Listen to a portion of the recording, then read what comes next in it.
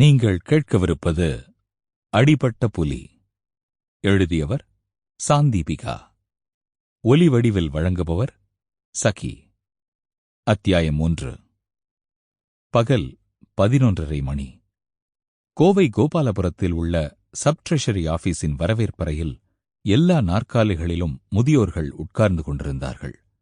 ஒரு சிலர் தனியே, ஒரு சிலருக்கு துணைக்கு கூடவே எவராவது இருந்தார்கள். பாதி பேர் தூங்கி வழிந்து ஆடிக்கொண்டிருந்தார்கள். முனகிக் கொண்டு சுற்றிய மின்விசிறிகள் உள்ளே சூழ்ந்திருந்த புழுக்கத்தை விரட்டாமல் கடனே என்று அரசு பணி செய்து கொண்டிருந்தன.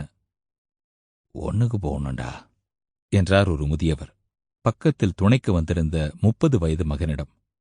வந்ததும் வராதமா ஆரம்பிச்சியா? இப்படியே வெளியே போய் இடது பக்கம் திரும்பினா வராண்டா, கடைசியில கக்கூஸ் இருக்கு, ஞாபகம் இருக்கா? தனியா போவியா, நானும் துணைக்கு வரணுமா என்றான் மகன். இல்ல, நானே போயிட்டு வந்துடுறேன், நீ வேற எதுக்கு என்றவர் தடியை ஊன்றி முக்கி எழுந்தார். அடுத்த 5வது நிமிடம் காதை பிளக்கும் வெடிகுண்டு ஒலி கேட்டது. கட்டடமே குலுங்கியது. ஒன்றும் புரியாமல் பதைபதைப்புடன் எல்லோரும் எழுந்து தாறுமாறாக ஓடினார்கள். அதோ அந்த மூலையில் இருக்கிற கக்கூஸ்ல தான் வெடிச்சது. யாரோ கத்திக்கொண்டு ஓடினார்கள். இளைஞன் ஐயோ அப்பா என்று கத்தியவாறே புகை சூழ்ந்த வராந்தாவில் கக்கூஸ் இருந்த திசையை பார்த்து ஓட யாரோ அவனை கைப்பிடித்து தடுத்தார்கள். அடுத்த 1 மணி நேரத்தில் தொலைக்காட்சி சேனல்களில் திரும்ப திரும்ப ஒளிபரப்பிக் கொண்டிருந்த செய்தி இதுதான். கோவை கோபாலபுரம் துணை கருவூல அலுவலக கக்கூசில் வெடிகுண்டு வெடித்தது. முதியவர்கள் 7 பேர் ஸ்தலத்திலேயே மரணம். ஒரு துப்புரவு தொழிலாளர் படுகாயம். அலுவலகத்தில் வேலை பார்ப்பவர்களும் சேர்த்து 20 பேருக்கு பலத்த காயங்கள்.